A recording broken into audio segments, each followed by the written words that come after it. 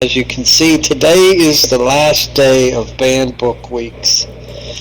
So we thought, well, since we're doing banned books, why not take it on the road and come to the Big Librarian Podcast Radio Center. So it was pretty exciting when Val offered to do this, and I thank all of you for being here. So I'm pretty excited about it. So this is basically a pretty popular week when it comes to libraries around the world. They like to do displays and, talk about what books have been banned and why. So I figured we would do our recommendations this week based on that as well. And I pulled Elf up to the table because Elf is such a dear friend. And also, when I get to the finished books, I thought I'd have an actual gentleman from that country present those books. So that's something else to be very excited about. I know that I could have spent just the whole thing on the United States, but we have such a diverse group that people started, like Violet sent me some from the UK, and Sitchi sent me from the Netherlands, and I was like, you know what? We need to have the international representation. So that's the big introduction. As for the rest of it, somebody's a little nervous. I don't know, I figured I'd just come straight out and tell you that because of the recording aspect.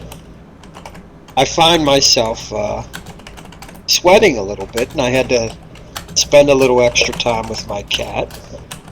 I told him what was going on. He said, please let go of me. I really don't. I'm not here to comfort you. I'm my own man. We've been through this relationship. And after that, I come in and Otto helped me. But yeah, I'm a hot mess. So let's put that right out on the table for everyone, as well as the s'mores that are free and coffee. And I don't know what else. I think chiclets for some reason, which I respect. I think it could have been me misunderstanding tea, but I think they're offering chiclets, the chewing gum. All right, well, I got very sidetracked, but let me start here. We're going to go first to our friends in, we'll start with the A's, so we'll go straight to our friends in Albania. So I was using, of course, Wikipedia and other websites, and I found that Albania really is only known for banning one book. I'm sure they've banned others, but I could just find one. And this is the one that got them in a huff. It was in 1965, called The Monster, or for those of you that speak the language, you could pronounce it like Perbendeshi.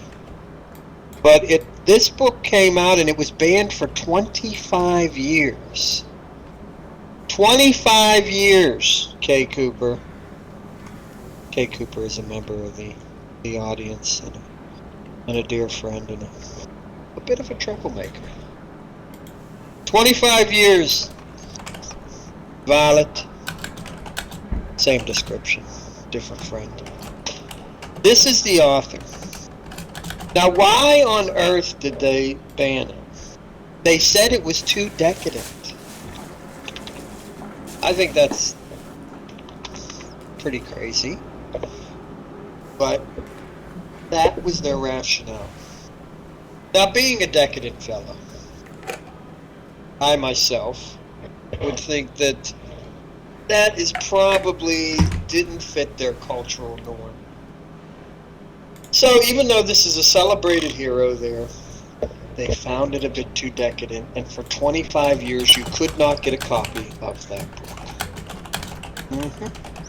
Let's move to Argentina, and one of the biggest titles of all when it comes to banned books. Now, I've read this because, well, I don't know, it was kind of when you're in the library game, which basically means that, you're kind of nerdy, don't have many friends, and you're spending all your time in the library, sooner or later someone will tell you about this book, Lolita. Written in the 50s. Banned everywhere, but as far as our concentration, we'll go with Argentina because they banned it for being obscene, and from what I know, many places still do ban it in Argentina. But you may or may not know that it's considered a classic book. This bad boy is on top 100 lists all the time. It was in Time magazine. Numerous movie depictions have been made of it. So it's very well written. Myron just screamed out that it's beautifully written. And it is. So you have to, it's a beautiful classic book. But what is it about? Well, it's about a middle-aged literature professor. Humbert, I think was his name. He had same two names. Who's obsessed with a 12-year-old girl. And they become involved, if you know what I mean. So, it all happens after he becomes her stepfather. So it's very controversial, and has been banned in numerous locations. Oh my. Someone has just IM'd me that they tried to get a copy of Lolita once, and they were immediately shunned and told, we don't sell that book here. Magda has lodged a protest, probably in support of Lolita, if I know Magda, because Magda does not believe in censorship of any kind. She's a wonderful woman, and she's very intelligent. All right, I have to TP someone.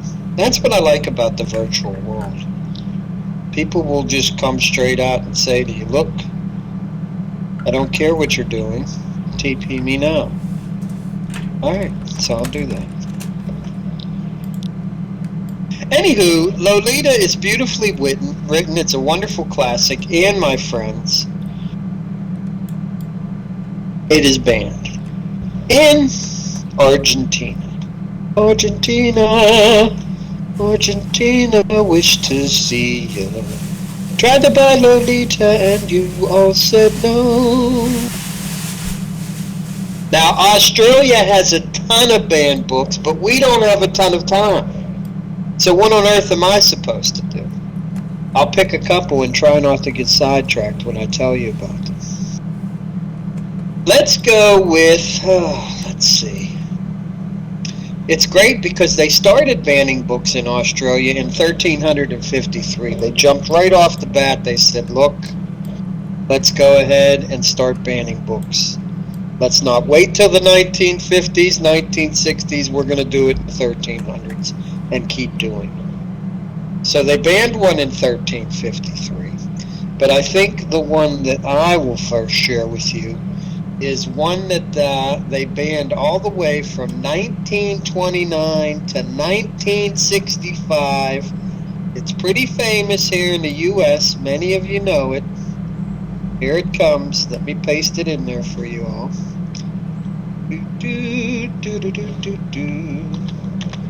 Lady Chatterley's Lover. 1928 book. D.H. Lawrence, that troublemaker. He published it privately in 1928 in Italy, an underground publication. I love that. See, people actually read so much back in the day that you had to, you could do, books were so popular, it was like, man, I gotta get my hands on this book. Whether they're gonna publish it or not. They could have an underground thing happen. Books was the thing. You'd go crazy. And you know what's crazy? I work in a prison. I'm a prison librarian. That fever is still there. We'll have a book that everyone wants to read, and I'll check it out to someone, and currency in prison is stamps. And I'll get it through the grapevine. I'll be like, where's my book, man? I got a list of 10 people that want to read this. And he'll say, oh, I'm going to bring it tomorrow. And then someone will say to me, hey, Em, that book's so popular, he's renting the darn thing for 3 stamps. He's checking it out to people. What's my point? Oh, my point is that Ladies Chatterley's Lover was so popular that they had these bootleg underground thing happening. In Italy, then France. Then they published it openly in the United Kingdom. And then a watershed obscenity trial came. We all remember that. We've talked about. Well, we haven't, but we probably talked about it in school. I have another point. Oh, Australia, Kay Cooper said, to hell with it. Sorry to say hell, because we may or may not be being recorded today. And hello if we are, and you're not here. This is what we do every Saturday. We get together, virtual avatars, and we talk about books.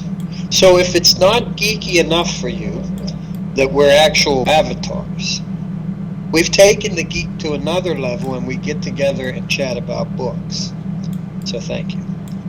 1929 to 1965, you could not get that book. Now, Myron screams at me, hey, Soup, it was banned more because of the moral imperative of monogamy than actually being erotically stimulating. Well, first of all, thank you for saying erotically stimulating. I knew that would come up in banned book weeks. No, you know what I did, Myron? You know I get all messed up.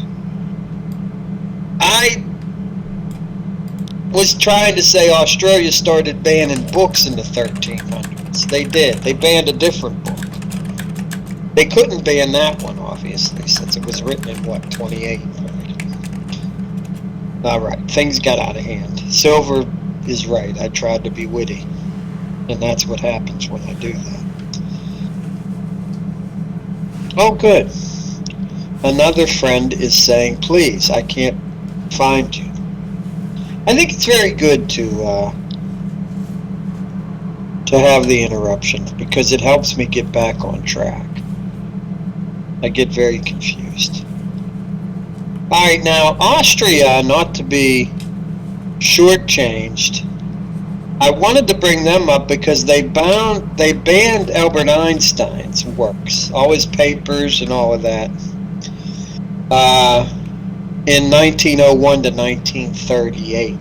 Now, a lot of people might say, well, I came in here to hear what's being banned right now. Well, I can tell you that there is a great article in the Washington Post of the top 10 books that were banned this year.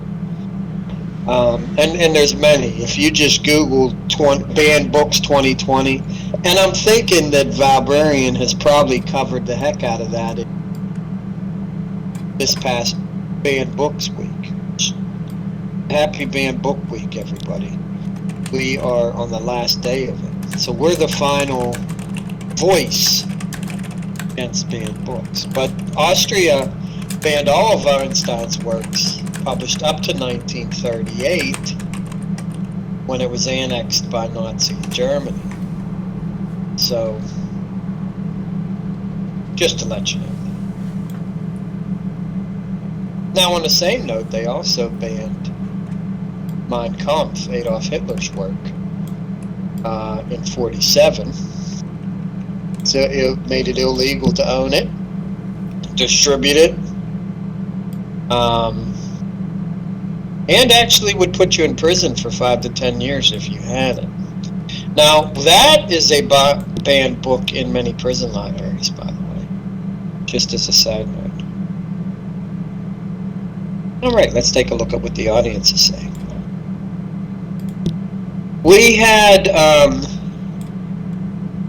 the Australia comment continues with Myron. The whole 1300s joke has really hit him sideways, saying, I didn't even realize Australia was all that settled in the 1300s. Well, according to my extensive research, Myron, which involved me Googling, In 1353, Australia is credited with banning this book right here from our wonderful friend Giovanni Boccaccio. That's me butchering his name. Here we go. The Decameron. And the book itself was a collection of novellas. And it was structured as a frame containing 100 tales told by a group of 7 young women.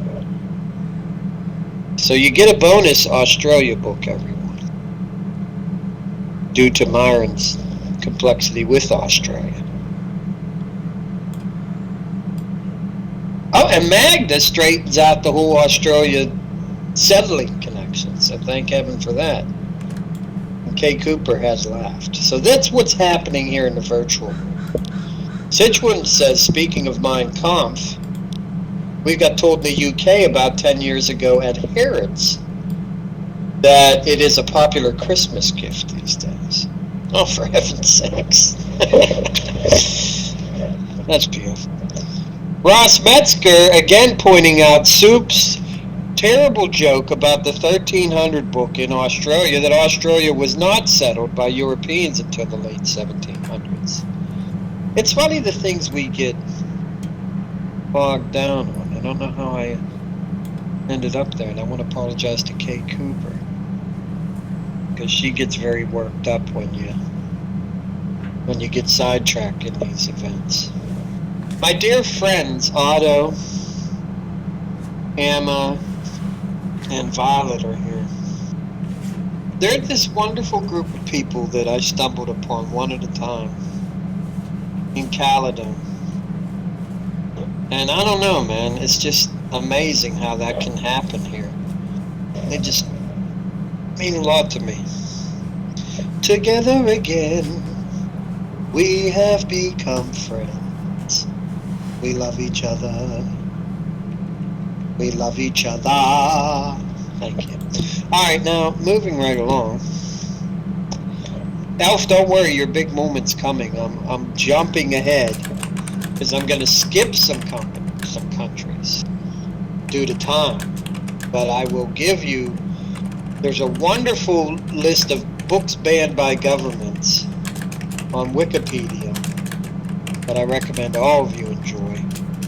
It really gets you talking and thinking. Now, so we're going to jump to Canada. Canada has banned a ton of books. I don't know if you knew that, Myron. Actually, not a ton. But in 2008, they banned Noir, Canada. I always have trouble with that word. There's a whole island dedicated to that here on SL. Noir. Alright.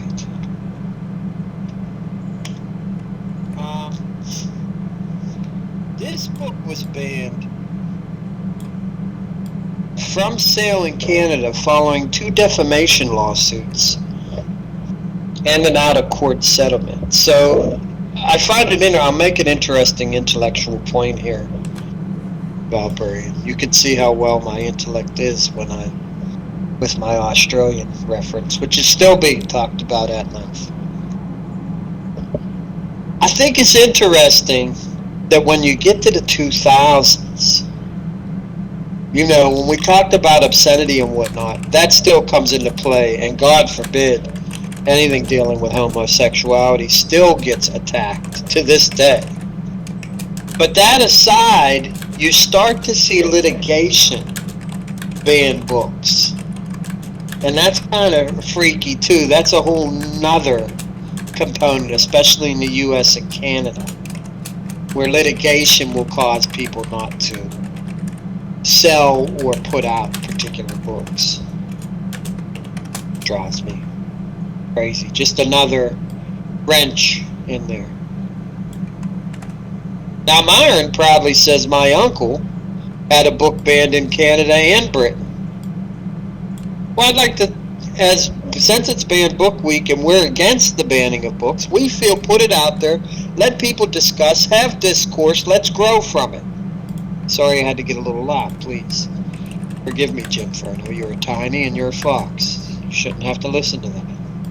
A tiny, by the way, in case someone's not from the virtual world, is a real little itty bitty bitty bitty cutie wooty avatar, usually in the form of an animal. Jim Furno is a little tiny, tiny, tiny fox, very cute, sitting near Violet. And Sitchy, of course, because we love Sitchy. She's my bestie. Never thought I'd have one. I've gotten one late in life, and I'm very happy about this. She comforts me. Am I sidetracked again, Silver? I often talk to the audience. Oh, good. Valbrian has put up an important link during the event. Oh, Myron puts it out there. He's saying Mason Powell is one of his uncles. Now, I don't know where the heck I was. So that's just, we're going to have to stop, K. Cooper. I've gotten completely confused. Anywho, Canada. Litigation. I made a big point about that. Thank you very much, Violet. Oh, I told you, Otto. All right, now, as a special treat for you all, I am going to come back to China. I'm going to do China after. I thought as a special treat, Finland would be covered briefly. By the way, Elf, don't take the whole show. God bless him. You know how talkative he can be. That's an inside joke. Elf hardly ever talks, everybody. But I thought Elf could present to us some banned books in Finland, since he does live in Finland. So I hope you don't mind, Valbarian. It's a wonderful treat that I had planned, and I'm springing it on you right now. So, Elf, please. Well, Finnish authorities have been more prone to ban movies than books. Aside from wartime propaganda efforts and things like that. But actually, there's a... And first, no. Donald Duck has not been banned in Finland.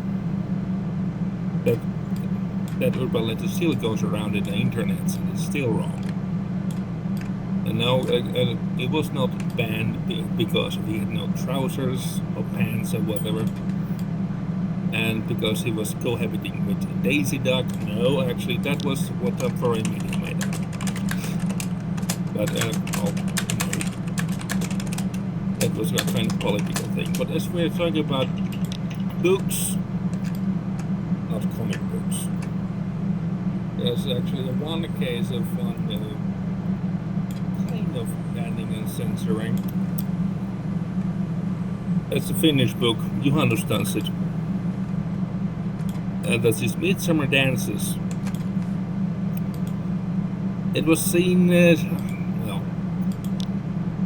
it was in a bad book because it depicted the midsummer festivities a bit too realistically, including drunken revelry, random drunken sex, and various other things, which certain political people didn't like, but they tried to have it banned based on blasphemy, which is kind of a joke, and was a joke back in the 1950s. But Hannu Salama, the author of the particular book, it is the only case where the author has ended up in court. So that was based litigation. That was based on one particular couple of. There was one drunken guy makes a mock sermon. And that was kind of used by the religious people got annoyed by it and tried to use the ban the book based on blasphemy. the extent that the author actually made a confession, and that was deliberate, which he later said he was just fed up with the whole idea. Let's get it over with. And he was convicted, but President Finland pardoned him, not on the spot, but very soon, because even the president thought that the whole thing was ridiculous. That is, I put an image of the cover of that book. That if you want to check that. Oh, you linked up the. See that? There is no good English language article about the matter, unfortunately. Well, that's the most prominent book censorship in Finland. Because, well, Finnish libraries used to have what we call myrkkykaappi, literally poison closet. It was used for books that were not put in the public shelves. You know, with erotic stuff, somewhat politically controversial stuff, quote, immoral stuff, unquote. That was not entirely bad, but you have to get a library's permission to get that. Those kind of closets disappeared around the 1970s. They don't exist anymore. Nowadays you can get just about anything from Finnish libraries, but they do exist. Well, let me tell you something. You did a beautiful job. Let's get that out in the open. I don't want to embarrass you, but your voice was lovely. The information was vital and important. And you talked about Finnish libraries. And that's the thing. Libraries do so many fun things with the banned books. I was looking at some of the ideas from the ALA. They do they'll take censored pages. They'll print out sections of banned books. And they'll actually display them kind of like a collage for people to see.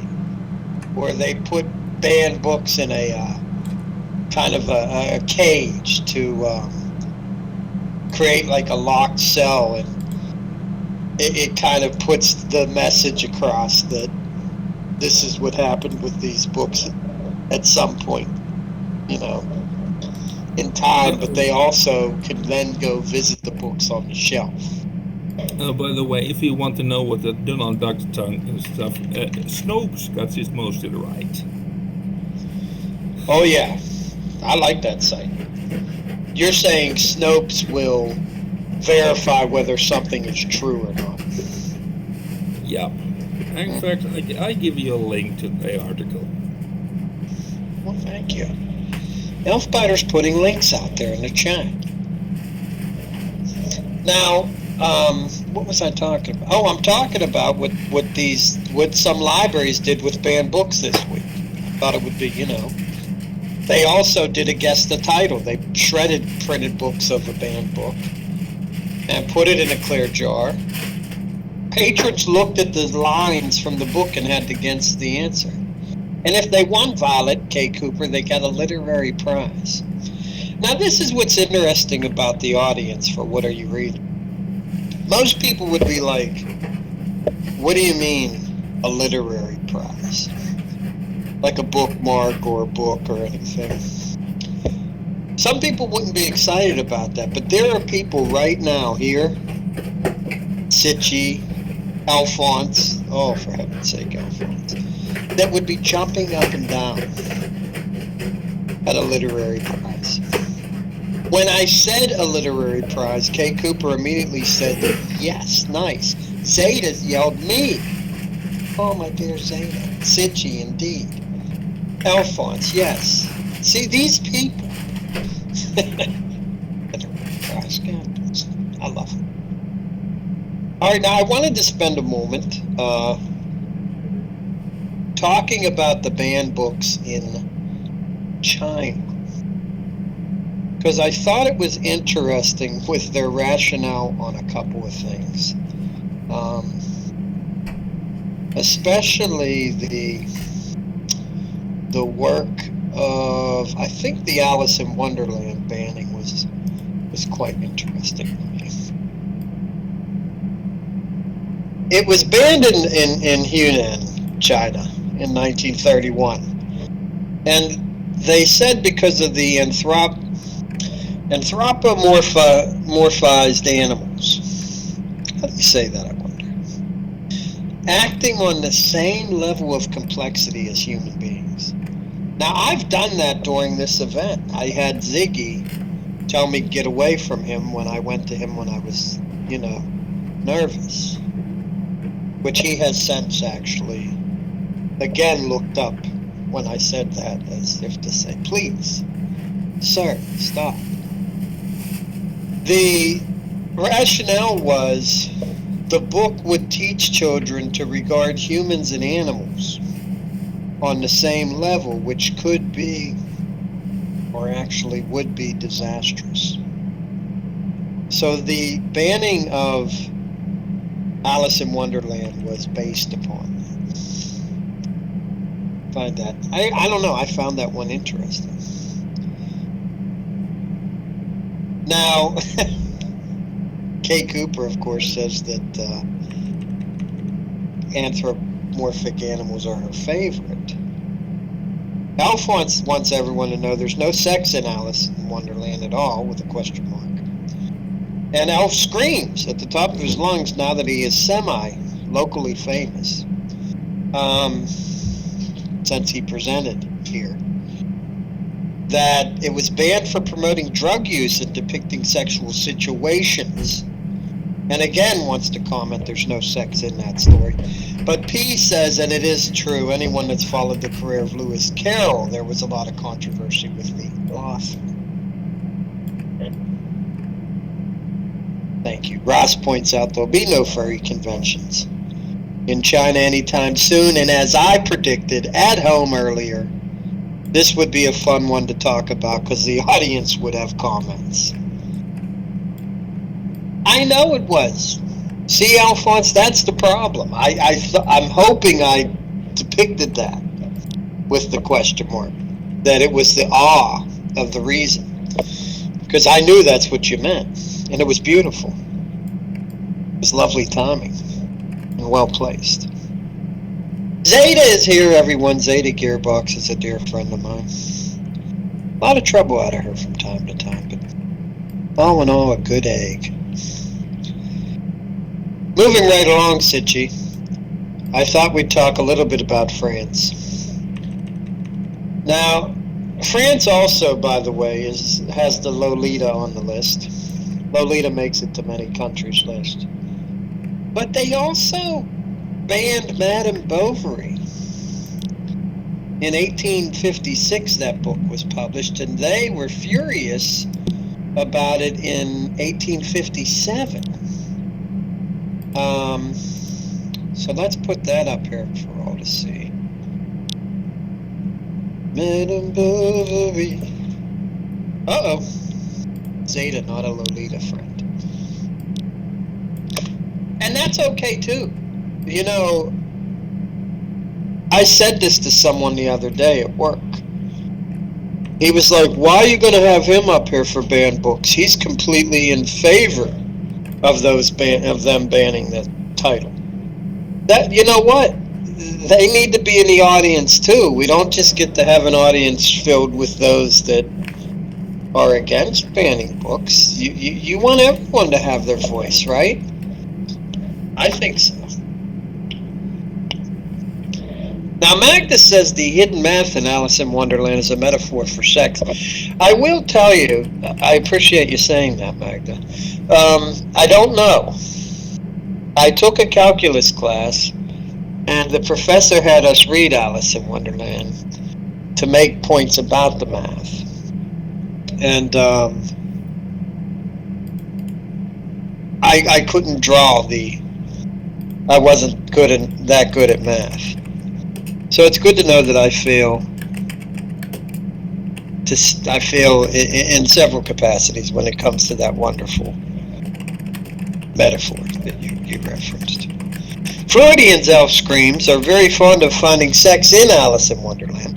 The topic of sex in Alice in Wonderland has become front and center, even though it was the animals that caused the banning. Everyone, I repeat, animals being on the same level as people. Magda says, what can't Freudians find sex in? Several people laugh at length. That's what's going on here in the virtual world. Kanea has finally made it. 37 minutes into it. One of my closest people. Boy, oh boy, she's got some explaining to do, doesn't she? And of course, she immediately says hello to Otto. Loves Otto. Oh, how can't you? Otto is one of the most creative people I know. But let me tell you, if Otto's in the room, Kanea's going to say hi to him. Hey, Four's here. I didn't see you slide in. Have you been here long? I'm having a little trouble, Four. I'm very nervous today. All right, where were we? See, there's my nervous voice. France, Madame Bovary. After appearing as a successful serial in the Revue de Paris. Wonderful. I bet you that's a magazine. Gustave Flaubert's Madame Bovary went on trial in France not even a year later for offenses against public morals, Elf. They did not succeed in court. And Madame Bovary was immediately no longer banned. That's the Madame Bovary story. All right. Obscenity was why Lolita there too. We move on to Germany, who banned Oliver Twist because that was Nazi Germany, of course, because it had Jewish characters. That was in 1839. We're not going to deal with the Nazi bannings. We're going to look and see if there was any bannings that were non-Nazi Germany related. Let's take a gander here. Yes. The book Truth for Germany, which kind of ties to it because it was the question of guilt for the Second World War, was briefly banned by Germany's federal department because they considered it harmful to young persons as material that could not be publicly advertised or given to young readers. They did not like the depiction of the events. Nothing else comes up on my German list. So good for them. If it wasn't a communist dictatorship regime, Germany's not banning something. So when that mess was over, Germany said, publish away, world, publish away. Now, Guatemala, which many of you are familiar with, they too did some political banning of books, but they actually push for free publishing and have no problem with some of your more risque titles. That's what they have to say. As for India, they banned a whole collection of poetry. And it was the British authorities that did it in 1924. Let me show you the author. He was a Bengali poet, Qazi Nazrul Islam. When I'm going to mispronounce a name, I feel the best way to go about it is to put a little accent on it. It helps you a little bit. Because when people can confidently pronounce a name in another language or with other, with flair, with confidence, they usually will accent it. So I put the accent on, but then mispronounce it anyways. Anyways, the collection of poetry was called, well, there was three of them. There was Bisharbashi, Van Gergon, and Proleshika. So let me put this one up. And what happened here is the British authorities got in an uproar. Violet, sorry to say. Violet is from the UK and might have the most beautiful voice in the world. Let's put that out there right now. I should have had you present books from the UK. Oh my heavens. People would have went nuts. Oh, we better do the UK before this is over. They got in an uproar about it. They got a little upset. It was a large body of poetry music with themes that included religious devotions and rebellion against oppression. So his activism for political and social justice kind of earned him a trip to the bin. And he was having his troubles around 1924, and they lasted up to about 1950. But his most controversial work is called Rangoli Razal, and it's still banned in Pakistan, India, and Bangladesh. Let me put that up there for you all. Ba-da-ba-ba, we've got trouble. They're banning us. We got trouble. They're jamming us. We got trouble. They're slamming us true. I wrote a book and they banned me. Everybody slammed me. Thinking to myself that I just can't jam see, but I want to. Sorry. Why that happened. Anyways, this book was published during a period of confrontation. And it became very controversial because it concerned the marriage of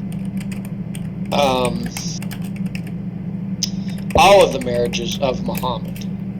Not usually something you can talk about and find yourself being celebrated in the countries that I mentioned. I know we had a cartoon here in America, and it definitely caused some trouble.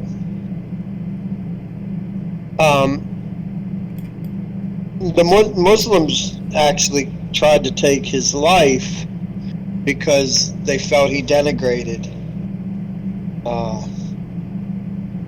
Muhammad, and he was responding to some works that he felt degraded the Hindu goddess Sita. So see, it gets very messy if I'm reading this right. Very dramatic sometimes behind the scenes here. Oh my goodness. People killing people. Whew. Alright, now, where was I? I think I totally annihilated that, by the way. So for those of you, it got too complicated for me. I should have done some research. But that particular title's been banned. We need to do the UK. Now here's the exciting news. It's 45 minutes, and guess what? What Are You Reading goes a whole hour today. 15 more minutes, so for those of you used to the 45 minutes, I thought I'm not going to tell them. That way they'll stay. How is that for tricky media movement? Huh? You can't go now. Woo! Hey! We have extended the event for 15 more minutes. The event has been expanded for 15 more minutes. And shame on me, Otto, as you point out. I love when Otto yells at me. Did I mention earlier it was a strong friendship? Every once in a while it gets a little tested when he comes at me. I haven't gotten to the BBC stuff yet. I'm going there right now. Alright, we're celebrating our freedom to read by talking about the crazy, controversial, banned books. And celebrating that we can go to our library, go to our bookstore, go to our friends, and read them. If we choose. And I celebrate that you can say, I don't want to read it. But not be forced to say that. I would usually burst out into song, but I'm going to hold back. All right. Now, where the heck are we? Sitchi. Oh, she gets so out of hand. She has a couple drinks, on the weekend. She really loosens up. All right, now where were we? I'm trying to find the UK, everyone. I had the... Aha! You know what happened? I went off the site for just a minute, and that caused me a lot of trouble. I tell you. All right. Let's do the UK, Violet. Are you ready? There are several people here from the UK. Actually, SL is filled with wonderful people from the United Kingdom. All right. Now, right off the bat, I thought it was interesting that they banned Ulysses in 1922 by James Joyce. And they said, look, the book was temporarily banned in the U.S. for its sexual content, so why don't we go ahead and do the same? And Australia had banned it, and then they made it that you had to be over the age of 18 to read it. So the whole thing was quite a to-do. They also are part of the Lolita and Lady Chatterley Club. But one of my favorites is Lord Horror in 1990 by David Britton. I like it because his last name's Britton and it's from the UK, so let's get that out in the open. Putting the title in here, and I'm going to put David Britton in there for all of you lovely people. People helping people. David Britton is a British author, artist, and publisher. In the 70s, he founded Weird Fantasy and Crucified Toad. See, why, bless his heart, a series of small press magazines of speculative fiction and horror genres. Now that's pretty darn cool. They co-founded the controversial publishing house Savoy Books. I'm just thinking it's cool to have these small press magazines. I dig that stuff. I dig it. Well, let me put his name in here. There's a lot of wonderful things happening right now. Uh-oh. I went to put his name in, and Lord Horror pasted again. David Britton with an O. Not the Britain that you all know.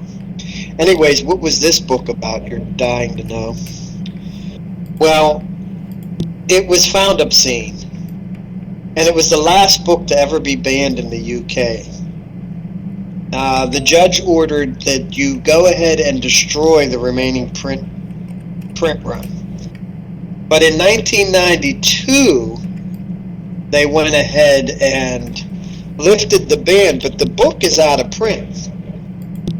So, Lord Horror synopsis. I've never read it. Oh my heavens, Kay Cooper, I could have used you. The story, it's a scatological examination of Nazism and the UK traitor Lord Haw, HAW, which made use of pornographic imagery. It bothered the Manchester police, who then seized it. It's also there's a graphic novel version and a movie. And it really and truly, is out there. I love it. So, Lord Horror by David Britton, everyone. Now, let's take a look at the wonderful commentary by our dear friend Otto. Amazon hardcover version is available for just $1,100. Alphonse raised his hand. Oh my heavens, Alphonse, what on earth do you want? You know, you're a regular here, and we love you. You don't have to raise your hand. You can just shout out aimlessly. That is crazy. $1,100. Oh! Alphonse is from the UK. You know what? I thought you were from somewhere else. I don't know why. I don't know why. Otto, I see nothing banned from your dear friend. What do you think of that? Is that controversial? Because you probably know for a fact there's been many banned books in relation to that individual. Well, it's only 350 pounds in the UK, Violet says. It is impressive. I think a lot of his work had to do with drugs, and I don't see a lot of books being banned for extensive drug. I don't know that Hunter Thompson would have had a career had that happened. All right, where are we? Let's do the Netherlands, because Sitchy's here, everyone. Sitchy, speaking of now, the Netherlands, of course. Oh, Violet wants to correct it, 650 pounds for a copy of Lord Horror. I might have to watch the movie now that we've covered that. I don't know if we should do another UK book or not. I got a whole list from Violet. Spycatcher was on her list. They banned it for revealing actual secrets. I thought that was kind of cool. This dude, Peter Wright, does an autobiography. He was an intelligence officer. He calls his autobiography Spycatcher. And UK says, what are you doing, man? You've got like some actual top secret stuff in there that other countries can use. But they didn't like throw him in jail. Like in America, they might have hung him or hanged him. But he just was like, well, I didn't think it was that, secretive. It made me think of my work. Everything does. I'm sidetracked, by the way. I'll bear with us. Like my boss will say to me, okay, we're going to go ahead. Here's the copy code. Now, what I need you to do is memorize it. But if you have to write it down, lock it in a cabinet. And I'm thinking to myself, we have a copier that's not accessible to any of the individual. She's treating it like it's a nuclear secret of some sorts. It just drives me crazy. But hey, where was I? How'd we even get there? Al says, listen, dum-dum. They were actually more annoyed that he also wrote about the facts that the leader of M15 was suspected by his own to be a Soviet agent. And Elf says, I've read Spycatcher. Oh my. Well, thank you, Elf. I love when you get worked up. Elf has gotten a little worked up. The Netherlands, which is home to Sichuan. For those of you that don't know her, she is here right now and very friendly. If she enjoys something, she usually says, oh, fun. They only have one book on their ban list, and it happened in 2014, Sitchy, and it was called The Cover-Up General. It was written by Edwin Giltay. Notice what I did with the accent there, everyone. I went to the accent in case I'm mispronouncing it. That's what you do. That's a tip for you. What was his name again? Edwin Giltay. And they'll be like, oh my God, your pronunciation is wonderful. Just wonderful. Yes. I gave someone a random recipe today. I think that builds a friendship. Just wanted you also to know that. This was banned in the Netherlands by a court order, Sitchy, because a former spy of Dutch military intelligence claimed she was described falsely in this book. The Court of Appeals said this is craziness, and they lifted the ban in 2016. So congratulations, Sitchy, on having the least interesting country when it comes to banned books. Now, I mean that, because that's all you got. And that one was kind of silly, if you want my opinion. Oh, boy. You really don't wait a minute. Ivy. IV, right? Oh, here we go again.